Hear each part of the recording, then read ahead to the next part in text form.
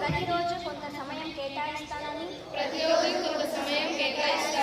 నా వంతు కృషిగా స్వచ్ఛత కార్యక్రమాల కొరకు శ్రమదానం చేసి పరిశుభ్ర ఆంధ్రప్రదేశ్ సాధించే సంకల్పానికి కట్టుబడి ఉంటానని ఈ రోజు పరిశుభ్రత గురించి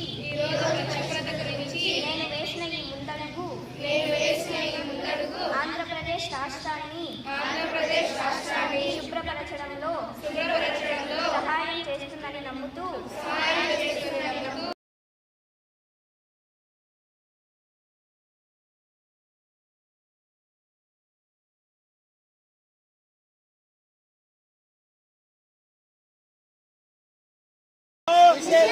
పరిసరాల పరిశుభ్రత పరిసరాల పరిశుభ్రత పరిసరాల పరిశుభ్రత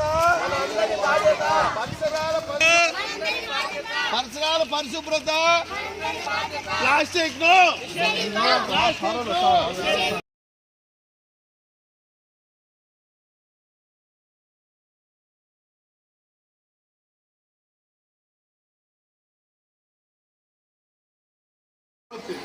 వేదులు వాకింగ్స్ ఇవన్నీ కారణము చేతులు కడుక్కోకూడదు. చేతులు కడుక్కోవడం నెయిల్స్ కట్ చేసుకోకూడదు. మన పిల్లలు అయితే మనం ఆదివారం కట్ చేసుకుంటాం కదా, కానీ బడికి రాని పిల్లలు ఏం చేస్తారు, కట్ చేసుకోరు. ఇట్లా పోయి మట్టిలో ఆడుకుంటారు. ఆ మట్టి గుమ్మంతా గోర్లైపోతుంది.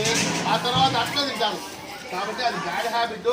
డాక్టర్ సుమారుగా డబ్బు పోసుకోవాలి. కాబట్టి వేదులు కానీ కడుపు నొప్పి కానీ వాంతులు కానీ రాకుండా అంటే ప్రతిరోజు మనం అన్నం తినే ముందు వాష్రూమ్ పోయి ఇచ్చిన తర్వాత 2 సార్లు ఎప్పుడురా వాష్రూమ్ పోయి వస్తానే ఒకసారి నెక్స్ట్ అన్నం తినేటప్పుడు ఖచ్చితంగా హ్యాండ్ వాష్ చేసుకోవాలి. చూడండి, అంటే అది కూడా ఎడ్ చేసుకోవాలి. చూడండి, ఈ విధంగా ఇట్లా బాగా ఇట్లా సబ్బు అనుకొని నేను చెప్తా. చూడండి, ఫస్ట్ ఒకటి ఇట్లా, ఇది ఒకటి, ఓకేనా? ఈ గీతలు ఉన్నారు మధ్యలో 2 గీతలు.